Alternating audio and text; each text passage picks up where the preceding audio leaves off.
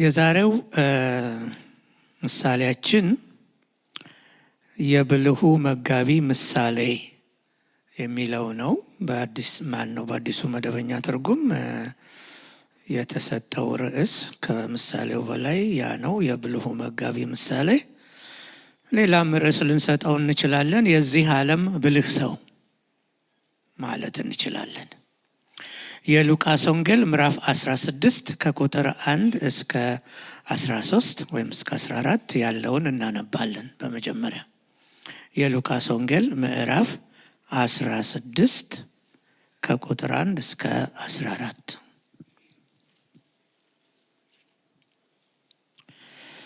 የብልሁ መጋቢ ምሳሌነት ይላል። ኢየሱስ ለደቀ መዛሙርቱ እንዲህ አለ። አንድ ሀብታም ሰው አንድ መጋቢ ነበረው። ይሄው መጋቢ የሀብታሙን ሰው ንብረት እንደሚያባክን ለዚሁ ሀብታም ሰው ወሬ ደረሰው። ስለዚህ አስጠራውና ይህ የምሰማብህ ምንድን ነው?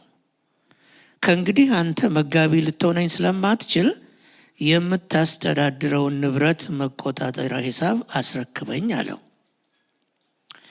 መጋቢውም በልቡ እንዲህ አለ፣ ጌታዬ ከመጋቢነት ሊሽረኝ ነው። ለማረስ ጉልበት የለኝም፣ መለመን ደግሞ አፍራለሁ። ስለዚህ ምን ላድርግ? ከመጋቢነት የተሻርሁ እንደሆነ ሰዎች በቤታቸው እንዲቀበሉኝ የማደርገውን አውቃለሁ። ስለዚህ የጌታ ዕዳ ያለባቸውን ሰዎች እያንዳንዳቸውን ጠራ። የመጀመሪያውንም ሰው የጌታዬ ዕዳ ምን ያህል አለብህ አለው። እርሱም 100 ማደጋ ዘይት አለብኝ አለ። መጋቢውም የውል ወረቀትህን እንካ፣ ቶሎ ተቀምጠህ 50 ማደጋ ብለህ ጻፍ አለው። ከዚያም ሌላውን አንተስ ስንት አለብህ አለው። እርሱም 50 ዳውላ ስንዴ አለው። መጋቢውም የብድር ደብዳቤህን እንካ፣ 40 ዳውላ ብለህ ጻፍ አለው። ጌታውም አጭበርባሪውን መጋቢ በብልህነቱ አደነቀው። የዚህ ዓለም ልጆች ከመሰሎቻቸው ጋር በሚኖራቸው ግንኙነት ከብርሃን ልጆች ይልቅ ብልሆች ናቸውና፣ ስለዚህ እላችኋለሁ የዚህ ዓለም ገንዘብ ባለቀ ጊዜ በዘላለም ቤት ተቀባይነት እንዲኖራችሁ በዚሁ ገንዘብ ወዳጆችን ለራሳችሁ አፍሩበት።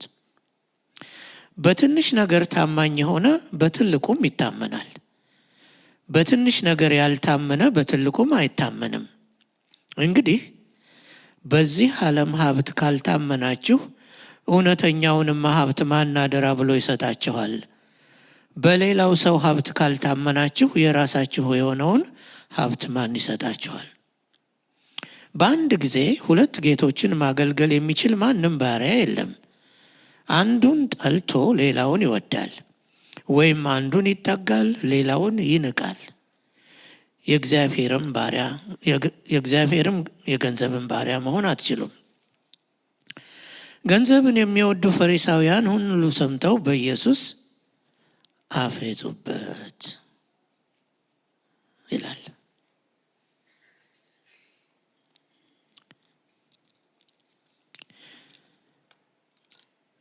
ጌታ ኢየሱስ ክርስቶስ ከተናገራቸው ምሳሌዎች ውስጥ አንዳንዶቹ በጣም ቀላል ናቸው። ባለፈው ነግሬያቸዋለሁ። በጣም ቀላል ናቸው፣ ወይም አንድ ጥቅስ ብቻ ነው፣ ወይም ሀሳቡን በጣም ቀላል ነው። አንዳንዶቹ ምሳሌዎች ግን ትንሽ ግር የሚሉ ናቸው፣ ምን ማለቱ ነው የሚያሰኙ ናቸው። ከነዛ መካከል አንዱ ይሄ ነው፣ እናየዋለን። ምክንያቱም ጌታ ኢየሱስ ክርስቶስ የሆነ የማይሆን ነገር የሚደግፍ የሚያጸድቅ ነው የሚመስለው፣ ግን አይደለም። ስለ መጋቢ ነው የሚያወራው፣ ወይም ባላደራን በለው። መጋቢ ምንድን ነው? በመጽሐፍ ቅዱስ ውስጥ ባለው ሀሳብ በዚህ አውድ ማለት ነው፣ ወይም በዚህ አገባብ ማለት ነው። እና ምን ማለት ነው? የአንድ ሀብታምን ሰው ሀብትና ንብረት የበላይ ሆኖ የሚያስተዳድር የሚቆጣጠር ለዚህ ተግባር ባለሀብቱ የቀጠረው ሰው ማለት ነው መጋቢ ማለት። በዚህ ኮንቴክስት ማለት ነው። በብሉይ ኪዳን ሁለት ምሳሌዎችን ላንሳላችሁ። አንደኛው ኤሌዘር ነው። ኤሌዘር የማ አገልጋይ ነበረ? የአብርሃም አገልጋይ ነበረ። ሌላው ደግሞ ዮሴፍ ነው። ዮሴፍ ደግሞ የማ አገልጋይ ነበረ? የፖቲፋራ አገልጋይ ነበረ። እነዚህ ሁለት ሰዎች፣ እነዚህ ሁለት መጋቢዎች፣ አገልጋዮች በጣም የታመኑ በታማኝነታቸው የሚጠሩ የሚታወቁ ናቸው። እንደው ለምሳሌ ያህል ዘፍጥረት 36:9 ላይ ስለ ፖቲፋራ የተባለውን ላነብላችሁ። እንዲህ ተብሎ ተጽፏል። ስለዚህ ፖቲፋራ ባለው ሁሉ ላይ ስልጣን ሰጠው፣ ለዮሴፍ ማለት ነው። የቀረበለትንም ከመመገብ በስተቀር ማናቸውንም ጉዳይ በዮሴፍ ላይ ጥሎ ነበር ይላል። ስለ ኤሌዘርም የሚናገረው ነገር አለ፣ ግን ለምሳሌ ያህል ይሄ ይበቃናል። በኢየሱስ ምሳሌ ውስጥ የተጠቀሰው ሰውስ? በኢየሱስ ምሳሌ ውስጥ የተጠቀሰው ሰው እምነት በማጉደል ነው የተጠቀሰው። ጌታ ኢየሱስ ክርስቶስ ራሱ አጭበርባሪው መጋቢ ብሎታል። የሀብታሙን ገንዘብ ለግል ጥቅሙ ያዋለ ሰው ማለት ነው። አደራ ተጥሎበት ያንን አደራውን ሳይጠብቅ የጌታውን ገንዘብ ያባከነ ሰው ነው። እና የሀብታሙን ገንዘብ ለግል ጥቅም የማዋሉ ወሬ ወጣ፣ ተሰማ፣ በአካባቢው ተወራ። ስለዚህ ነገሩ ከሀብታሙ ጆሮ ደረሰ ማለት ነው። እና ጌታውም ጠራው እና ምን አለው? እንዳነበብነው የምሰማብህ ነገር ምንድን ነው? ምንድን ነው ያደረግከው? ከእንግዲህ አንተ መጋቢ ልትሆነኝ ስለማትችል በእጅህ የሚገኘውን ማናቸውንም የሂሳብ ሰነድ አስረክበኝ ትሰናበታለህ አለው። you are fired እንደሚባለው ማለት ነው። እና መጋቢው ቀውስ ነው የገጠመው። ከስራ ትሰናበታለህ ስለተባለ ጨነቀው። ምን ይላል? ሰውየው በጣም አርቆ ሀሳቢ ነው። he's a smart guy እና አርሶ ቆፍሮ ለመብላት አይችልም። ወይ ደካማ ነው ወይ እድሜው የገፋ ሊሆን ይችላል። ደግሞ መለመን ያሳፍራል። በተለይ በኖራችሁበት አካባቢ ኖራችሁ በደህያችሁበት አካባቢ የኔ ብጤ መሆን መለመን በጣም ያሳፍራል አይደለም? ሰውየው አለ እንደሚባለው እና በጣም ኩራት ስለተሰማው ደጅ ቆመና የኔ ብጤ ደጅ ቆሞ ይለምናል አይደል? በሀገራችን ባህል አንዱ ልጁን አንተ ልጅ ባክህ ቀን የጣለው መኳንንት ደጅ ቆሟል በል አለው። እንደዛ አይነት ነው። ስለዚህ ሰውየው ፕላን አወጣ። ምንድን ነው ማድረግ ያለብኝ? አሁን ያወጣው ፕላን ምንድን ነው? ለክፉ ቀን የሚሆኑኝ ወዳጆች ያስፈልጉኛል አለ። አሁን ከዚህ ይባረራለሁ አይደለም? ከተባረርኩ በኋላ የሚቀበሉኝ ቤታቸው ሰዎች ያስፈልጉኛል። እነዚህን ሰዎች እንዴት ነው ማግኘት የምችለው ብሎ ሲያስብ ፕላን አወጣ። የጌታ ወዳ ያለባቸውን ሰዎች በሙሉ እየጠራ ምን ማድረግ ጀመረ? ስንት ነው ያለብህ? ምን ያህል ነው ያለብህ? እንዳነበብ ነው ይሄን ያህል ነው፣ ይሄን ያህል ብለህ ጻፍ። ቀንሶ በኋላ ሲባረር እነዚህ ሰዎች እንዲያስጠጉት ማለት ነው። ስማርት ነው አይደል? እንዲረዱት ለማድረግ ማለት ነው። ከዚህ በኋላ ታሪኩን ስታነቡት ያልጠበቅነው አቅጣጫ ይይዛል ታሪኩ። ከሌላ ከምናውቀው ምሳሌ ጋር ይጋጭብናል። ማቴዎስ ወንጌል ምዕራፍ 24 ቁጥር 50-51 ከሁለት ሳምንት በፊት መሰለኝ ስለ ክፉ አገልጋይ እና ስለ መልካሙ አገልጋይ አጥንተን ነበር አይደለ? የክፉ አገልጋይ መጨረሻ ምንድነው ይላል ማቴዎስ 24:50 ላይ እርሱ ባልጠበቀው ቀንና ባላሰበው ሰዓት ጌታው መጥቶ ምን ያደርገዋል? ይቆራርጠዋል። እድል ፈንታውንም ከግብዞች ጋር ያደርግበታል። በዚህኛው ምሳሌ ግን ባነበብነው አሁን ጌታውም አጭበርባሪውን መጋቢ በብልህነቱ አደነቀው ይላል። ጌታ ኢየሱስ ክርስቶስ ይሄንን ምሳሌ ተጠቀመ እና ትንሽ ግር ይላል አይደለም እንዴ? ጌታ ኢየሱስ ክርስቶስ ይሄንን አጭበርባሪው ሰው ያደረገውን ይደግፋል ማለት ነው? አይደለም።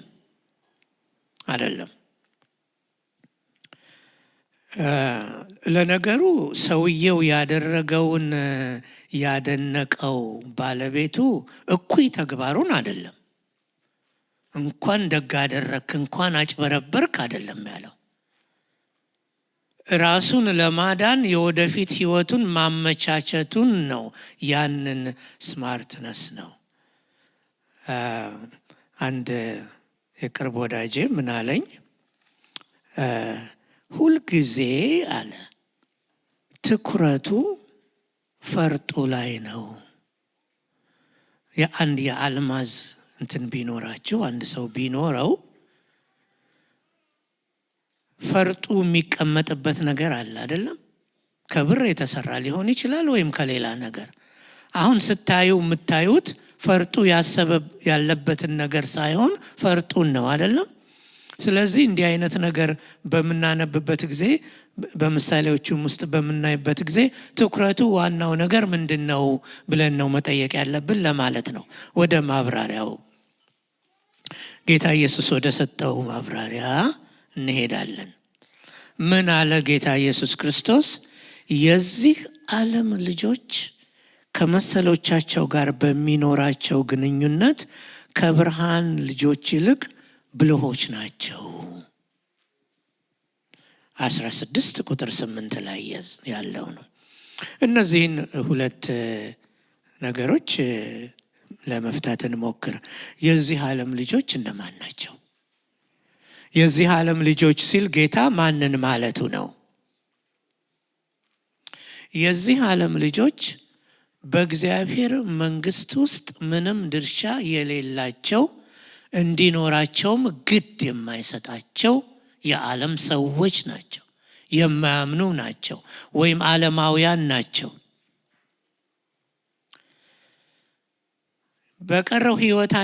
ከቀረው ህይወታቸው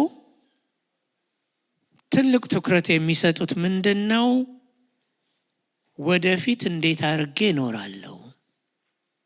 የወደፊቱን ህይወቴን እንዴት አድርጌ ነው የማስተካክለው?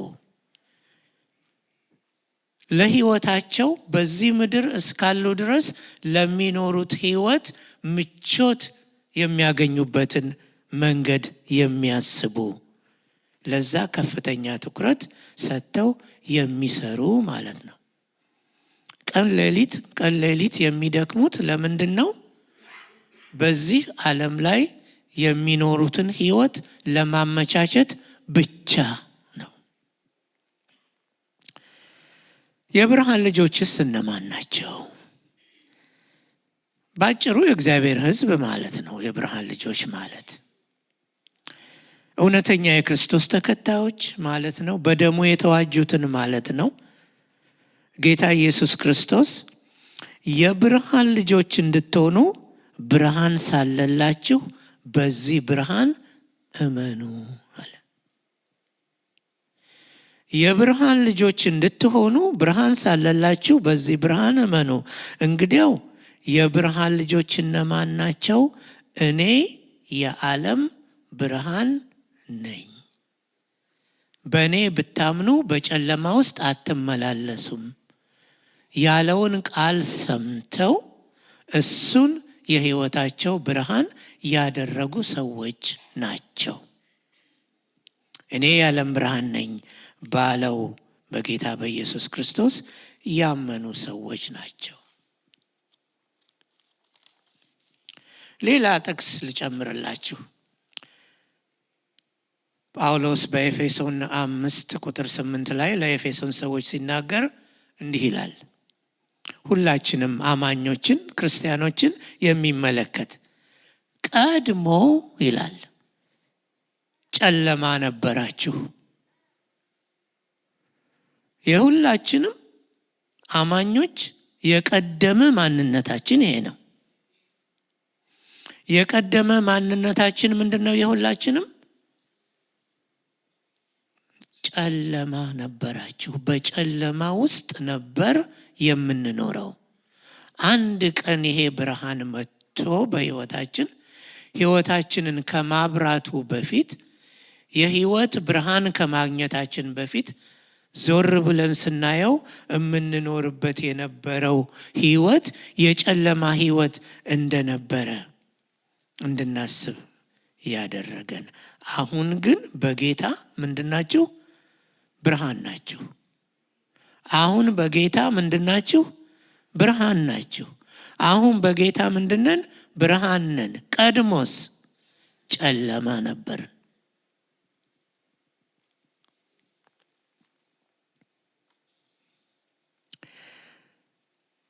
ፊልጵስዩስ 3:20 ላይ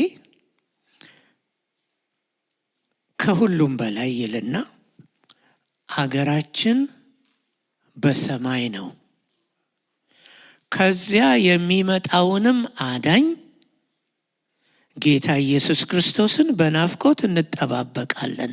ፊልጵስዩስ 3:20 እኔ ብሄድ ይሻላችኋል፣ አትዘኑ፣ አትተክዙ። ምክንያቱም ሄዳለሁ ሲላቸው ልባቸው ወረደ አይደለ? ምን ልንሆን ነው አለው። እኔ ብሄድ ነው የሚሻላችሁ። ባለፈው ሳምንትም ጠቅሼዋለሁ። እኔ ሄጄ ምን አደርጋለሁ አለ? ስፍራ አዘጋጅላችኋለሁ። ስፍራ አዘጋጅቼ ደግሞ ምን አደርጋለሁ?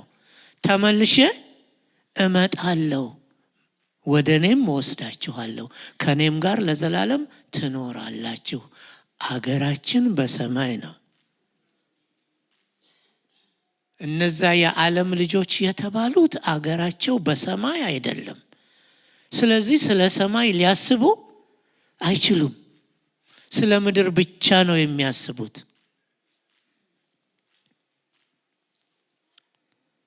ክርስቲያኖች ለጥቂት ጊዜ በምድር የሚኖሩ መጻተኞች እንጂ የምድር ዜጎች አይደለንም። ጌታ ኢየሱስ ክርስቶስ በዮሐንስ ወንጌል ምዕራፍ 17 ከቁጥር 14 እስከ 16 የተናገረውን መሰረት እናድርግ። ለዚህ ዮሐንስ 17 14 እስከ 16 ቃልህን ሰጥቻቸዋለሁ ይላል። ስለ ደቀ መዛሙርቱ አይደለም፣ በኋላም ደግሞ ስለሚያምኑት። ጌታ ኢየሱስ ክርስቶስ ረጅም ጸሎት የጸለየበት ቦታ ነው አይደለም?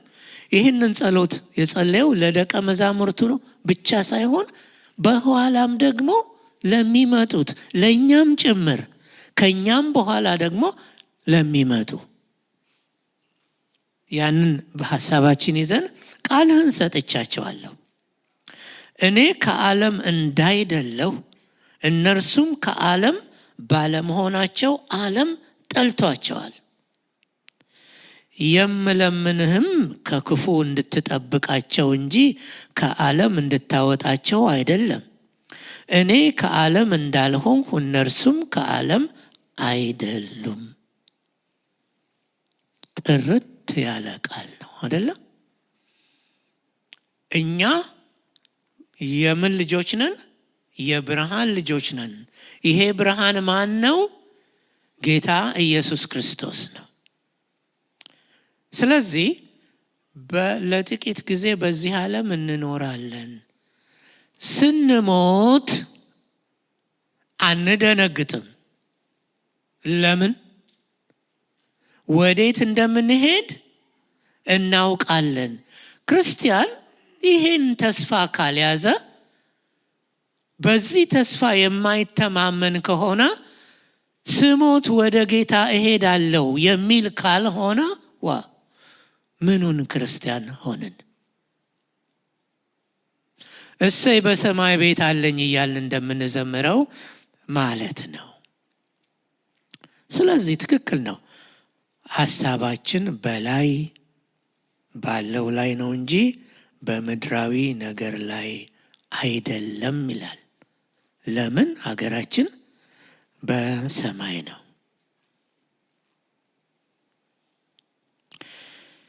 እነዛ ግን ለእግዚአብሔር በእውነት የማይገዙ ሰዎች፣ የዚህን ዓለም ደስታ ብቻ የሚከታተሉና የግል ጥቅማቸውን ብቻ የሚያሳድዱ ሰዎች ብልጠት የላቀ ነው። የሚያደርጉትን ነገር በምናስብበት ጊዜ እንዴት እንደሚሆኑ፣ ነገሮችን እንዴት አድርገው እንደሚጠመዝዟቸው፣ ለነሱ እንደሚመች አድርገው እንዴት እንደሚያደርጉት ለእኛ ግን የማይመቸን ማለት ነው። 16:9 ላይ ስለዚህ እላችኋለሁ የዚህ ዓለም ገንዘብ ባለቀ ጊዜ በዘላለም ቤት ተቀባይነት እንዲኖራችሁ በዚሁ ገንዘብ ወዳጆችን ለራሳችሁ አፍሩበት። አሁንም ትንሽ ከበድ የሚል ሀሳብ አለው አይደለ? በዚህ ገንዘብ ወዳጆች አብጁ እና አዚፍ እነዚህ ሰዎች ወደ በኋላ ይቀበሏችኋል አይነት ይመስላል። ኢሚዲየትሊ ስናስበው ትምህርቱ ምንድን ነው ብለን ብናስብ 3 ዋና ዋና ነጥቦችን ወይም ነገሮችን ሼር አደርጋችኋለሁ። አንደኛ፣ ጠንካራ እውነት ነው። በእውነት ከዚህ በፊት ባውቀውም ከዚህ በፊት ባነበውም ግን ራሴን እንደገና እንድጠይቅ ያደረገኝ ነገር ነው። ለእናንተም ራስን መጠየቂያ ነው። ገንዘብ ምንድን ነው? ሀብት ምንድን ነው? ለአማኝ ለክርስቲያን ገንዘብ ለሌሎች ጥቅም የሚውል ሪሶርስ ነው።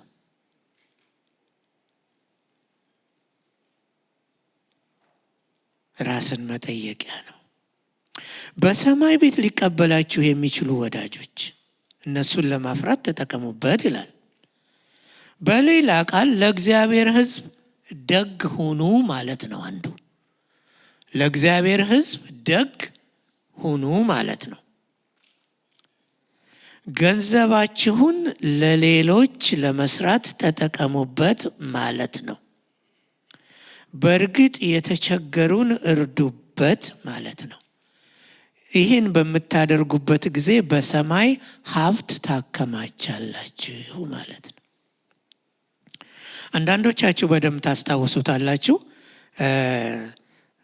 ድሮ ፓስተር ሲያስተምረን የተናገረው ምሳሌ ነው። በምድር ባለጠጋ በሰማይ ድሃ የሆነች ሴት ምሳሌ።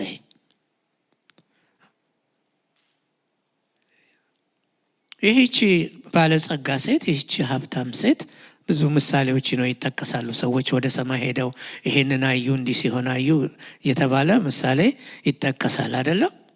ነሰሰርሊ በእውነት ሄደው አይተዋል ማለት ላይሆን ይችላል፣ ወይም በህልማቸው አይተው ሊሆን ይችላል። እና እቺ ሴት አለች፣ እሷ ደግሞ የምታውቃት ድሃ ሴት አለች። እና ሁለቱም ወደ መንግስተ ሰማያት ይሄዳሉ። እና ያቺ ድሃዋ ሴት በዚች ትንሽ ቤት የነበራት ሴት፣ ትንሽ ጎጆ የነበራት ሴት በሰማይ ተቀርብና ትልቅ ቤት ሲሰጣት ታያለች። ያቺ ሀብታሟ እየመጣላችሁ ነው የነበራችሁ ሰዎች ድሮ የሰማችሁት ይህ ምሳሌ። ቆይቶ ደግሞ እቺ በምድር ባለጠጋ የነበረች ሴት ደግሞ ስትቀር እቺን የምታክል ቤት ነው ለሷ የተሰጣት። ግራ ገባት እና ከዛ በኋላ ጠየቀች፣ እንዴት ነው ነገሩ? ለሷ ይህን ያህል ከተሰጣት ለእኔ ለምንድን ነው ትልቅ የማይሰጠኝ? አይ አላት ይባላል ምሳሌው። ሰዎች እኮ እዚህ ቤት የሚሰራላቸው ከምድር ሆነው በላኩት መጠን ነው። አንቺ ትንሽ ነው የላክሽው በምድር በነበርሽበት ጊዜ፣ ስለዚህ የተሰራልሽን ቤት ይሄን ያክል ነው። እቺ ሴትዮ ደግሞ ከአቅሟ በላይ ብዙ ነገር ታደርግ ነበር፣ ስለዚህ በዚያው መጠን ነው ያገኘችው የሚል ነው። ጥሩ ምሳሌ ነው። ስንቶቻችሁ ከንቱ ነው የሚለውን መዝሙር ታውቃላችሁ? ብዙ ሰዎች ታውቁታላችሁ። እንደ ኗሪ ሰው ብዙ ዓመት ስደክም በዚህ ዓለም ንብረት ና ብለህ ብትጠራኝ በድንገት ምንድን ነው እንደገና በቅጽበት ከዛ በኋላ አለው ምን ልመልስ ነኝ በአንተ ፊት። ገንዘባችንን ለእግዚአብሔር ስራ፣ ለወንጌል ስርጭት እንድንጠቀምበት የሚያሳስበን ነው። ባላደራ ከሆንን ባላደራ የራሱን አይደለም የሚጠብቀው። ባላደራ የሚጠብቀው በኃላፊነት የሌላውን ሰው ንብረት ነው። ግን ያንን በማድረጉ ዋጋ ያገኛል፣ ሽልማት ያገኛል። ግን ገንዘቡ የሱ አይደለም። ሁለተኛ ፕሪንሲፕል ልስጣችሁ። ያለን ሁሉ የማን ነው? ያለን ሁሉ የእግዚአብሔር ነው።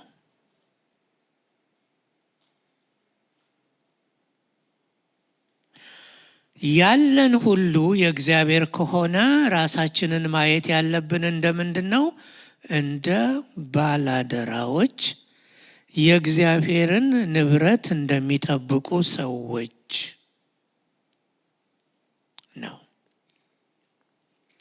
የታላንቱን ምሳሌ እንደገና ላስታውሳችሁ። የታላንቱ ምሳሌ ምንድን ነው?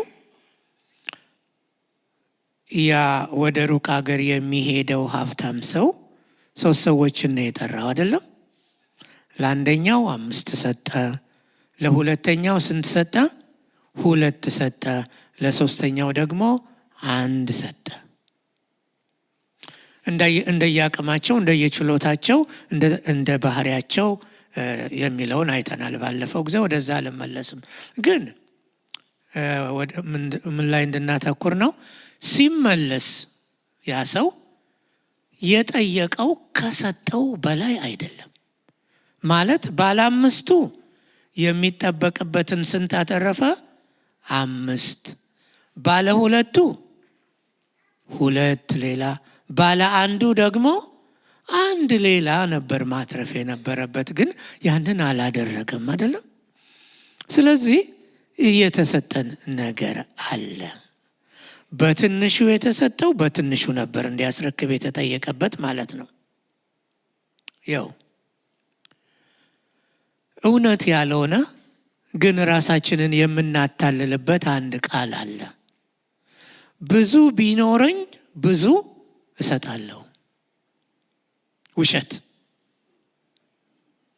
ብዙ ቢኖረኝ ኖሮ ብዙ እሰጣለሁ። አይ ትንሽ ባለህ ጊዜ ከትንሹ ካልሰጠህ ብዙ ሲኖርህ የምትሰጠው ብዙ ስለሚሆንብህ ትሰስታለህ ለመስጠት። ልክ ነኝ? ከ100 ብር 10 ያልሰጠ ሰው ከ1000 ብር ስንት ይሆንበታል? 100 ይሆንበታል አይደለን? ብዙ ቢኖረኝ ብዙ እሰጣለሁ። ሎተሪ ቢደርሰኝ ኖሮ ምን አደርግ ነበረ? ይህንን ለቸርች ይህን እናደርግ ነበር። አይደርሰንም እንጂ ይደርሰን ይታይ ነበር። ስለዚህ በትንሹ ካልሰጠን በብዙ አንሰጥም። አንዋሽ። ያው ምንም የሌላት ያቺ መበለት ምንድን ነው የተባለችው? ያላትን ሰጠች። ስለዚህ ከሁሉ አብልጣ ሰጠች ነው የተባለችው። ያላትን ያው ምንም የሌላት ያቺ መበለት ሴት ያላትን በሙሉ ሰጠች። ሁሉ ነገር ያላቸው አያሌ ሰዎች ግን ምንም አይሰጡም። ጠልቆ ይግባ። ይሄ ትንሽ ገቢ፣ ሌላ ሀሳብ ልጨምርላችሁ። ትንሽ ገቢ ያለውና የሚያገኘውን በራሱ ላይ ብቻ የሚያጠፋ ሰው አለ አይደለም? ለሌላው ምንም ግድ የማይሰጠው የሚያገኘው ትንሽ ነው፣ ግን ያንን ትንሹን በሙሉ ኢንቨስት የሚያደርገው በራሱ ላይ ነው። ድንገት ሚሊዮነር ቢሆን እንኳን ከራስ ወዳድነት ነፃ ሊሆን አይችልም። አይሰራም።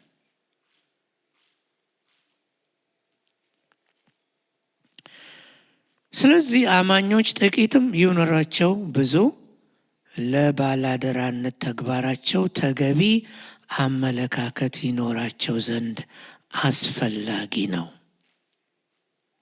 ዋናው ነጥብ የሚያስመሰግን ባላደራነት ብዙ ገንዘብ አይደለም። የሚያስመሰግን ባላደራነት ብዙ ገንዘብ መቀበል አይደለም። ባላደራነት የታማኝነት እና መንፈሳዊ ባህሪ ጉዳይ ነው። መልካም ባላደራ የሚያደርገን ያለን ነገር ሁሉ ከእግዚአብሔር በጸጋ የተሰጠን ስጦታ መሆኑን መረዳት ነው። ትንሽም ይሁን ትልቅ ያለን ከእግዚአብሔር እየተቀበልነው ነው። አንዳንዴ እንላለን ለፍቼ ደክሜ ላቤን አንጠፍጥፌ በዚህ ወጥቼ በዛ ወርጄ እንላለን። እውነት ነው፣ ደክመንበት ሊሆን ይችላል። ግን አንደኛ ቆሮንቶስ ምዕራፍ 4 ቁጥር 7 የሚለውን ልንገራችሁ። ለመሆኑ አንተን ወይም አንቺን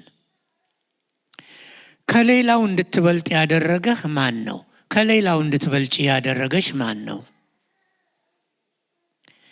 ያልተቀበልኸው የራስህ የሆነ ነገር ምን አለ? ወይም ያልተቀበልሽው የራስሽ የሆነ ምን ነገር አለ?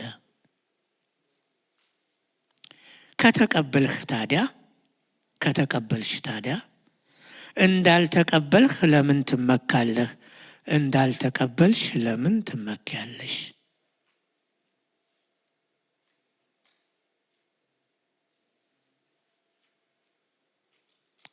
እንግዲህ ኢን ፕሪንሲፕል የኔ ነው ብለን የምንመካበት ምንም ነገር የለም። የኔ ነው እንደፈለገኝ ላድርገው ማለትም የማይቻል እንደሆነ ነው የሚገባኝ። ራስን ያስጠይቃል።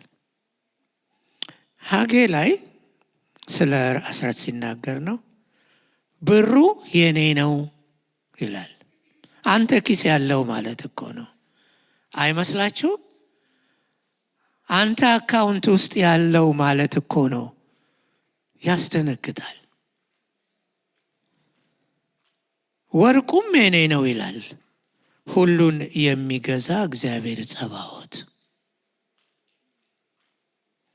ብሩ የኔ ነው ወርቁም የኔ ነው ይላል ሁሉን የሚገዛ እግዚአብሔር ጸባዖት። መዝሙረ ዳዊት ደግሞ ምድርና በእርሷ ያለው ሁሉ ዓለምና በእርሷ የሚኖረው ሁሉ የእግዚአብሔር ነው። መዝሙር 24 ቁጥር 1። የኛ የምንላቸው ነገሮች ሁሉ አልቲሜትሊ በመጨረሻ የእግዚአብሔር ንብረቶች እንጂ የኛ አይደሉም።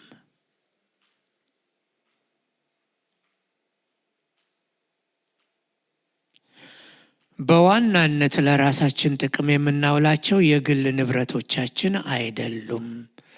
ለሌሎች ጥቅምና ለእግዚአብሔር ክብር እንድንጠቀምባቸው ባደራ የተሰጡን መለኮታዊ በረከቶች ናቸው።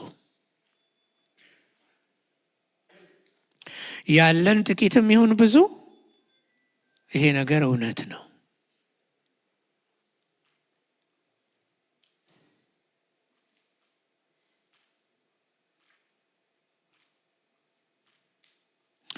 ልባችሁ ንብረታችሁ ባለበት ቦታ ይሆናልና ሉቃስ 12:34። እዚህ ተቃራኒ ሐሳብ ደግሞ ፍላጎታችንና ፍቅራችን ያሳረፍንበት ነገር ላይ ነው ኢንቨስት የምናደርገው።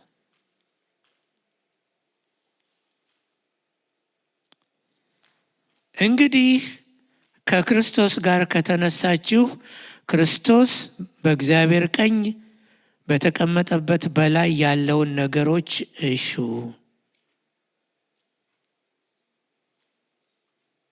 ይላል። ቁጥር 11 16 11 እንግዲህ በዚህ ዓለም ሀብት ካልታመናችሁ እውነተኛውንማ ሀብት ማን አደራ ብሎ ይሰጣችኋል አለ ጌታ ኢየሱስ ክርስቶስ።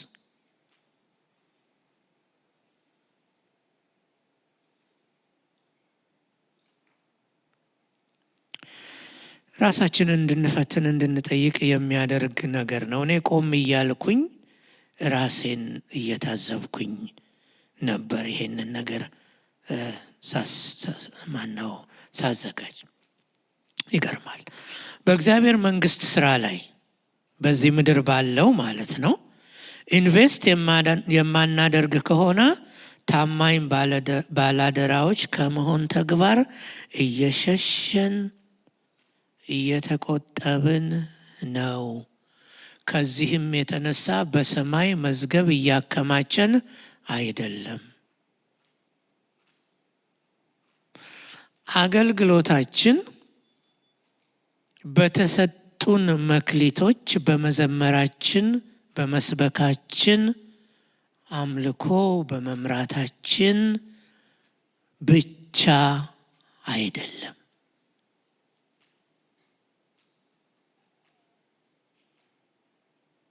ያ ባላደራነታችን ነው። ያ እግዚአብሔር የሰጠን ስጦታ ነው። ያ ታሌንት ነው። እሱ ብቻ አይደለም፣ ብራችንም እንደዚሁ የሱ ነው። በሱም እንጠየቅበታለን። ጌታ ምን አለ? ብል በማይበላው ሌባ በማይሰርቀው ለራሳችሁ ሀብት አከማችኋል። ይሄኛው ምድራዊ የሆነው ብል ይበላዋል። በተለይ በዛን ጊዜ ሊሆን ይችላል። አሁንም ቢሆን ባንክን ብናስቀምጠው ማለት ነው። 16-12 በሌላ ሰው ሀብት ካልታመናችሁ የራሳችሁ የሆነውን ሀብት ማን ይሰጣችኋል? እንግዲህ የባላደራነት የመጀመሪያ መርህ ነው ያልነው ምንድን ነው? ያለን ሁሉ በሙሉ የማን ነው? የእግዚአብሔር ነው። ቋሚ የሆነ የራሳችን የምንለው ሀብት የለንም ማለት ነው። ወደ ዓለም ያመጣ ነው ምንም ነገር የለም። ምንም ነገር ይዘን መሄድ አንችልም። 1 ጢሞቴዎስ 6:7 ወደ ዓለም ያመጣ ነው ምንም ነገር የለም። ባዶ እጃችን ነው የተወለድነው። ስንሄድም ደግሞ ምንም ነገር ይዘን መሄድ አንችልም። ግን እዚህ በኖርን ጊዜ ተወልደን ካደግን በኋላ ራሳችንን ከቻልን በኋላ የኔ ነው የምንለው በእጃችን ከያዝን በኋላ ግን ቆይተን ምን እናደርጋለን? ትተነው ነው የምንሄደው አይደለም? ስለዚህ ባለን ነገር ምን እያደረግንበት ነው? በእግዚአብሔር መንግስት ስራ ውስጥ፣ በወንጌል ስራ ውስጥ ወይም ደግሞ ሌሎችን በመባረክ በኩል፣ ሌሎችን በመርዳት በኩል ምን ያህል እያደረግን ነው ሐሳቡ። እንዲህ ብዬ አሰብኩኝ። በደንብ ያልገባኝ ቢገባኝም ያልተቀበልኩት ወይም ቸል ያልኩት ነገር እናንተም ለራሳችሁ ውሰዱት። በደንብ ያልገባን ቢገባንም ያልተቀበልነው ወይም ቸል ያልነው ነገር እንደሆነ ይሰማችሁ። ያም ምንድነው? ያለን ነገር ሁሉ ባላደራነት ነው። ያለን ነገር ሁሉ ባላደራነት ነው። ሁሉ ነገር ያለን እውቀት ይሁን ጥበብ ይሁን ምንም ነገር ይሁን ባላደራነት ነው። ለቤተ ክርስቲያን የምንሰጠው ገንዘብ ባላደራነት ነው። ለበጎ አድራጎት የምንሰጠው ገንዘብ ባላደራነት ነው። ያለን ነገር ሁሉ የእግዚአብሔር ነው። መዋልም ያለበት ለእርሱ ክብር ነው። ለራሳችን የምናደርጋቸው ነገሮች የሉም ማለት አይደለም። እንኖራለን አይደለ እንዴ? ስንኖር ደግሞ የምናደርጋቸው ነገሮች አሉ አይደለ እንዴ? ቤት እንገዛለን፣ መኪና እንገዛለን፣ ይህን እናደርጋለን፣ ያንን እናደርጋለን። ሌላውስ ጎን ሰማያዊውስ መንፈሳዊውስ ማለት ነው። ለዚህ ነው እኮ እንግዲህ ስትበሉም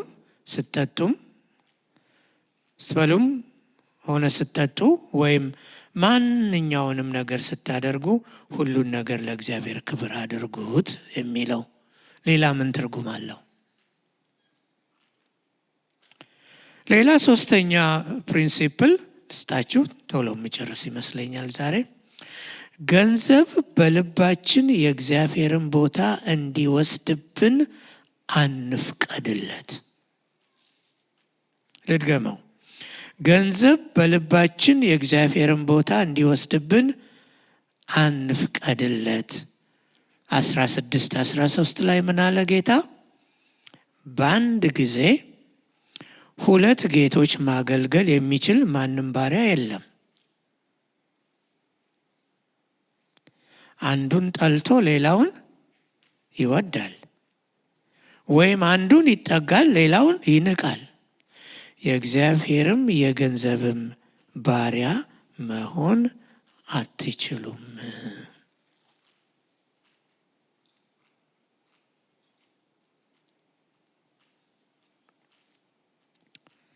በመጽሐፍ ቅዱስ አነጋገር መጋቢ ባላደራ ምንድን ነው?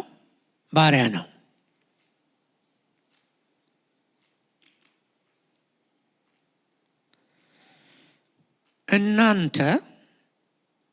እናንተም የራሳችሁ አይደላችሁም፣ በዋጋ ተገዝታችኋልና።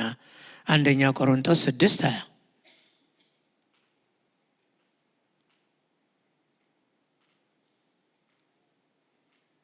እስቲ እንደው እንዲህ አይነት ነገር ብዙ ጊዜ አልወድም ልበል።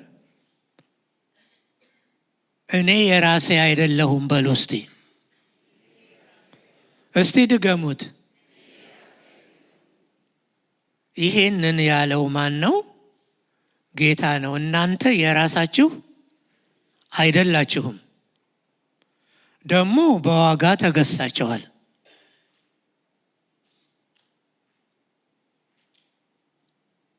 ማን ነው የገዛን? የማ ባሪያዎች ነን? የገዛ ደሙን አፍስሶ ክቡር ደሙን አፍስሶ ክቡር ሕይወቱን ሰጥቶ ምን አደረገን? ዋጀን፣ ገዛን፣ የራሱ አደረገን። ስለዚህ ምንድን ነን እኛ? አዎ ልጆች ነን፣ የእግዚአብሔር ልጆች። ግን ልጆች ብቻ አይለንም። ምን ይለናል? ባሪያዎችም ነን።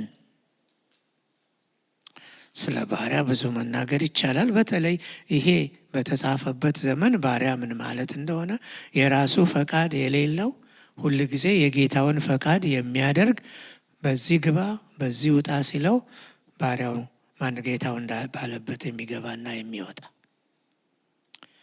እኛ በብርና በወርቅ ሳይሆን በከበረው ደግሞ የተገዛንን። እኛስ እንዴት ነው የተገዛንለት? ወደን ነው ወይስ ተገደን ነው የተገዛንለት? ጌታን ትወደዋለህ ትወጀዋለሽ ብል ሁላችንም ምንድን ነው የምንለው? አዎ እወደዋለሁ ነው የምንለው አይደለም? ጌታን እንወደዋለን። ምክንያቱ ምንድን ነው? ለምንድን ነው የወደድነው ጌታን? አስቀድሞ እሱ ስለወደደን ነው አይደለ እንዴ? ባሪያዎች ነን። እርሱ በእኛ ላይ ብቸኛና ፍጹም የሆነ ተቆጣጣሪነት አለው፣ መለኮታዊ መብት። ስለዚህ ከማንም ወይም ከምንም ጋር እንዲህ ያለ ብቸኛና ፍጹም የሆነ ሪሌሽንሺፕ እንዲኖረን አይፈልግም።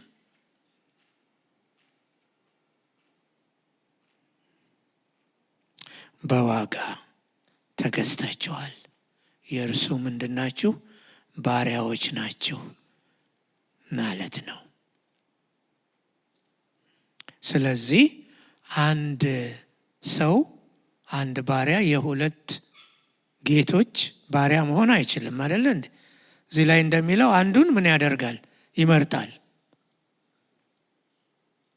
ሌላውን ኢግኖር ያደርጋል። እና የእግዚአብሔርም የገንዘብን ባሪያ መሆን አትችሉም። ስለዚህ ስለ ገንዘብ ሊኖረን የሚገባው አመለካከትና አስተሳሰብ እንዲለወጥ ነው ጌታ እዚህ ጋር የሚናገረው።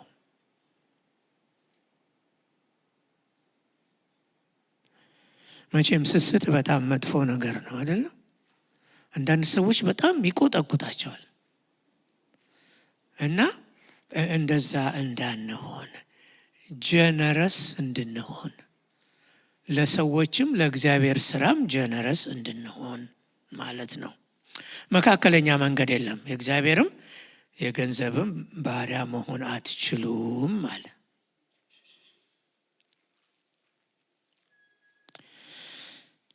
አስራ 14 ላይ መጨረሻ ላይ ሉቃስ ኮሜንት ያደርጋል። ምን ይላል? ገንዘብ የሚወዱ ፈሪሳውያን ይህን ሁሉ ሰምተው ጌታ ያስተማረውን ማለት ነው በኢየሱስ አፌዙበት ይላል። በጣም እንዴት አድርጎ እንደተመለከተ እንዴት እንደታዘበ እዩ። ይህን ሁሉ ሰምተው በኢየሱስ አፌዙበት። እነማን? ፈሪሳውያን። ፈሪሳውያን ኢየሱስ ስለ ገንዘብ ወይም ስለ ሀብት ያስተማረውን ትምህርት አልወደዱትም። ምክንያት አላቸው። ምክንያቱም እነሱ ገንዘብን ለራሳቸው ማከማቸት ይወዱ ነበር። ሀብታም ከመሆናቸውም በላይ በምድራዊ ሀብታቸው የሚመጻደቁ ናቸው ፈሪሳውያን። ስለ እነሱ የተባለውን ነው የምነግራቸው። እንደውም ሀብታቸውን የሚመለከቱት ለአይሁዳዊ ብቻ የሚሰጥ በረከት እንደሆነ አድርገው ነው። ኢየሱስ ግን ምን ነበር? ድሃ ነበር አልነበረም? ሁሉ የእርሱ ሆኖ ራሱን ድሃ አድርጎ መጣ፣ እንደ ድሃ ኖረ።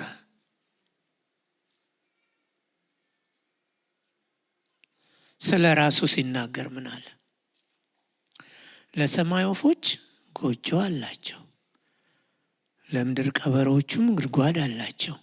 የሰው ልጅ ግን የሰው ልጅ ብሎ የሚጠራው እዚህ ጋር ራሱን ነው አይደለም? የሰው ልጅ ግን ራሱን የሚያስጠጋበት የለውም። እንዴት ልብ የሚነካ አነጋገር ነው! አይ ዶንት ሃቭ ማለቱ ነው አይደለም? ለምን? ስለ እኔ ድሃ ሆኖ መጣ። ስለ እኔ ድሃ ሆኖ ኖረ። ድሃ ሆኖ ሞተ። ስለ አንተ ስለ አንቺ ድሃ ሆኖ መጣ። የት ተወለደ? በበጎች ግርግም። ለምን? ኢየሱስን እንድንወደው ከሚያደርገን ነገር አንዱ ይሄ ነው። ስለኛ የሆነው የበኋላውንም ደግሞ ይዩት። ስለኛ የሆነውን ድሃ ሆኖ ሞተ፣ ነገር ግን በክብር ከሞት ተነሳ። ሃሌሉያ። አረገ። ደግሞ በታላቅ ግርማ ተመልሶ ይመጣል በመላእክት ታጅቦ። እኛንም ደግሞ ወደ ከበረው ቤቱ ይወስደናል። ስለዚህ ያለን ሁሉ የማን ነው? እኛ የማነን? እኔ የማነኝ? አንቺ የማነሽ? አንተ የማነህ? የማነን? በእርግጥ ጌታን የምናውቀው ከሆነ የምንወደው ከሆነ እኛ የማነን? የእርሱ ነን። የኛ የሆነውስ የማን ነው? የኛ የሆነውም የእርሱ ነው። ስለዚህ ያለን ነገር ሁሉ የማን ነው? የእርሱ ነው። ከእርሱ በባለ አደራነት የተቀበልነው ነው። ሁላችንም ይሄ ገብቶን ሁላችንም ለዚህ እውነት የምንኖር ቢሆን ብዙ ነገሮች ይለወጣሉ ብላችሁ አታስቡም? ብዙ ነገሮች ይለወጣሉ። እኛ በዋጋ የተገዛን ነን። እኛ የእርሱ ነን።